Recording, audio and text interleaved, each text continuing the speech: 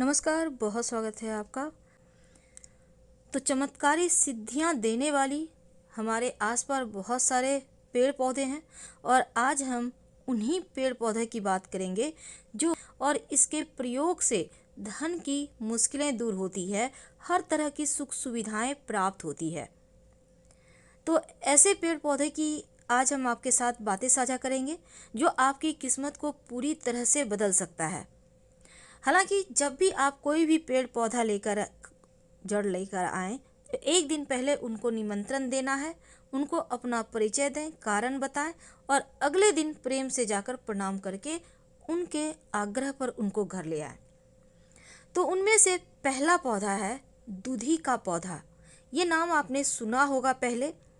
दूधी की जड़ सुख की प्राप्ति के लिए प्राप्त किया जाता है, लाया जाता है।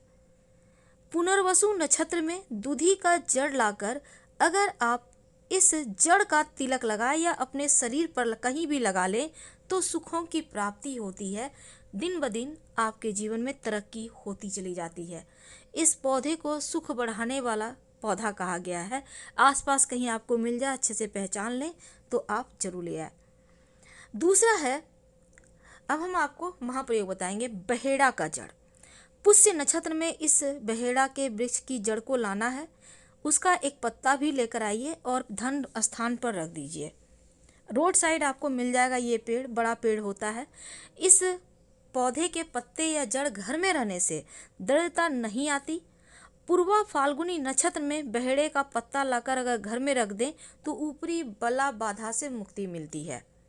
धतूरा, इसके बारे में तो आप जानते होंगे। धतूरे के जड़ कई तांत्रिक प्रयोगों में प्रयोग किए जाते हैं और साथ ही आश्लेषा नक्षत्र में धतूरे की जड़ लाकर घर में रखें तो सर्प का भय नहीं रहता, शत्रु परेशान नहीं करते।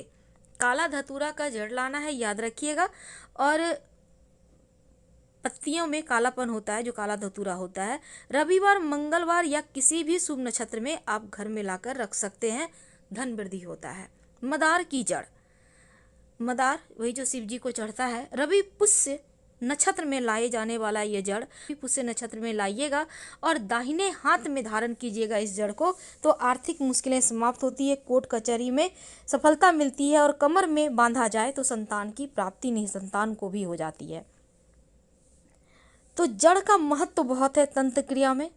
माना जाता है मदार की जड़ अगर कोर्ट कचहरी की मुश्किलों से परेशान है तब आर्द्रा नक्षत्र में लाकर आग की जड़, मदार की जड़ को लाकर ताबीज की तरह गले में बांधे तो सफलता प्राप्त होती है।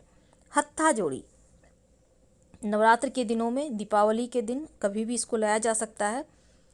मुकदमा, शत्रु मुक्ति, संघर्ष खत्म, दृढ़ता का निवारण के लिए इसका प्रयोग किया जाता है।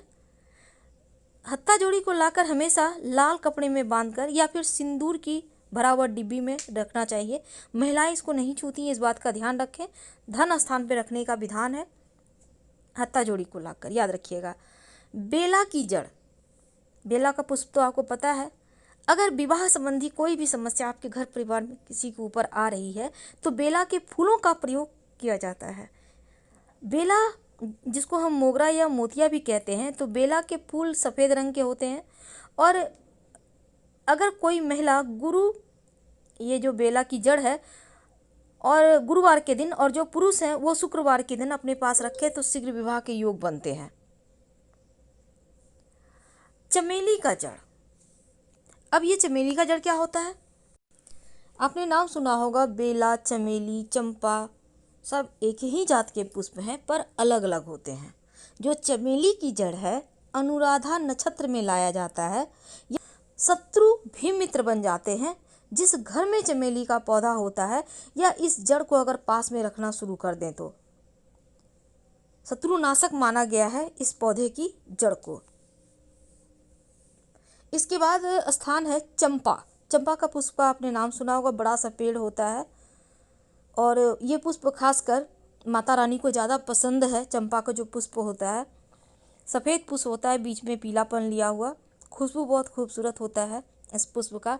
और माता रानी को इस पुष्प का माला पहनाया जाता है, खासकर जब आप रामनवमी में शीतला माता की पूजा करते हैं उस समय। तो चंपा की जो जड़ है हस्त नक्षत्र में लाया जाता है और लाकर बच्चों के गले में बांधें तो बच्चे के ऊपर प्रेत बाधा, नज़र दोष वगैरह नहीं होता, उससे रक्षा होती है, आपके बच्चे स्वस्थ और मस्त रहेंगे। तो चंपा, इस पुष्प को चंपा का पुष्प कहा जाता है। आप ध्यान से देखिए, आपके आसपास जरूर होगा, ज़्यादातर रोड साइड ये पौधे होते हैं। इसके बाद नंबर है शंख पुष्पी। इसकी जड़ का, इसकी जड़ को रवि पुष्य नक्षत्र में लाकर चांदी की डिब्बी में रखकर धन की स्थान पे रखें तो धन बढ़ता है, दिन ब दिन सुख समृद्धि बढ़ता है। और इस शंख पुष्पी की जड़ को बस वही प्रक्रिया है, एक दिन पहले न्योता दे दें। अगर आप हड़बड़ी में हैं, अचानक से मिल जाए तब जड़ में थोड़ा सा पानी डालें, आपके पास जो भी चीज़ में पानी है, प्रणाम करें, अपनी कामना कहें, अपना परिचय दें, आप अपना नाम बोलें, अपना घर परिवार का नाम बताएं, गांव का नाम बताएं, शहर का नाम बताएं, फिर प्रणाम करके ले आएं। तुलसी की जड़, पूर्वा भाद्रपद नक्षत्र में तुलसी की जड़ लाकर मस्तिष्क पर धारण करें, यानी कि माथे पर सटाने के बाद इसको पास में रखें तो अग्नि भय से मुक्ति मिलती है, हर तरह की मुश्किलें समाप्त हो जाती है, श्री हरि की कृपा भी बरसती है। इसके बाद सबसे जो मुख्य है वो है नींबू की जड़। माना जाता है उत्तरा फाल्गुनी नक्षत्र में नींबू की जड़ लाकर उसे गाय के दूध में घिसकर निसंतान स्त्री को पिलाया जाए तो पुत्र की प्राप्ति अवश्य होती है। और किसी को संतान की चाहत है तो इस जड़ को लाकर इसको गाय में दूध में घिसकर, नहीं कि उसको घिस ले, दूध में मिलाकर पिला दें तो संतान प्राप्ति जरूर होगी, क्योंकि इस समय 9 के 9 दिन सिद्धि वाले दिन हैं। तो किसी भी दिन कोई प्रयोग करेंगे तो जल्दी ही आपकी कामना पूर्ण होती है। काले एरंड की जड़, श्रवण नक्षत्र में एरंड की जड़ लाकर अगर निसंतान स्त्री गले में बांधे तो संतान की प्राप्ति अवश्य होती है, जो कर सकते हैं, संतान की प्राप्ति की कामना पूरी होती है। और माना जाता है जो एरंड की जड़ है, ये वैसे तो एरंड का बीज बहुत विषैला होता है, लेकिन इस जड़ से शत्रु विरोधी दूर ही रहते हैं। लट जीरा, इसको तो आपने अक्सर सुना होगा, हम अपने वीडियो के माध्यम से भी बताते हैं। अगर लट जीरा की जड़ को भस्म बना ले जलाकर और दूध से पिया जाए, दूध में मिलाकर थोड़ा सा, एक चुटकी, ज़्यादा नहीं, तो संतान प्राप्ति की समस्या समाप्त होती है। लट जीरा का बहुत सारा प्रयोग होता है शत्रु मुक्ति के लिए भी, इसके लिए भी हमने पहले से वीडियो डाल के रखा हुआ है, आप देख सकते हैं लट जीरा का प्रयोग। और अपामार्ग, अपामार्ग के बारे में भी आपने सुना होगा, इसी लट जीरा को कहा जाता है और इसके बहुत सारे वशीकरण में प्रयोग होते हैं। अब हम इसके बाद आता है शंखाहुली, जिसको हम छोटा धतूरा भी कहते हैं। तो शंखाहुली की जो जड़ है भरणी नक्षत्र में लाया जाता है और लाकर इस जड़ को ताबीज में जड़ दें और गले में पहने तो विपरीत लिंगी व्यक्ति भी आसानी से आपके तरफ खींचा चला आता है, आकर्षित होता है। इसको हम छोटा धतूरा कहते हैं, याद रखिए, शंखाहुली इसका नाम है। नवरात्र में किसी भी दिन लाकर ये प्रयोग कर सकते हैं। उटकटारी, नाम आपको अजीब लगेगा सुनकर, लेकिन आप ध्यान से देखिए इस तस्वीर को, इसको कहते हैं उटकटारी। अगर आप राजनीति के क्षेत्र में तरक्की चाहते हैं तो यह जड़ी राजयोग देने वाला है। इस पौधे को बहुत से लोगों ने देखा होगा, हालांकि भाग्य में वृद्धि करने वाला। और इस पौधे को अगर लाकर पूजा करें, दुर्गा माँ के चरणों में रखकर पूजा करके इसको पास में रख लें, पॉकेट में रख लें। अगर आप राजनीति में किस्मत आजमाना चाहते हैं तो जरूर साथ मिलेगा। रक्त गुंजा, लाल गुंजा भी इसको कहते हैं। रक्त गुंजा को आपको पता होगा, क्योंकि ये दीपावली के समय जब माँ लक्ष्मी की पूजा होती है इसमें ज़्यादा प्रयोग होता है। इसको रत्ती भी कहते हैं, क्योंकि इसका वजन एक रत्ती के बराबर ही होता है। और पहले के ज़माने में इसको सोने की तौल की जाती थी, सोने को।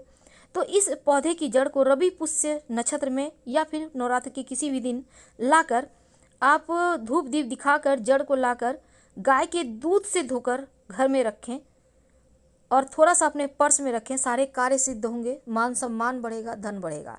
इस पौधे को कहते हैं सुदर्शन। सुदर्शन की जड़, सुदर्शन की जड़ अगर हाथ में बाह में बांध लें तो राजा का भी प्रिय हो जाते हैं। कहने का तात्पर्य, हर कोई इसको सम्मान देता है, हर किसी का प्रिय होता है। पुष्य नक्षत्र में आप लाकर कमर में बांधे तो राजा, मंत्री, अधिकारी बस में होता है अथवा राजा का प्रिय हो जाता है।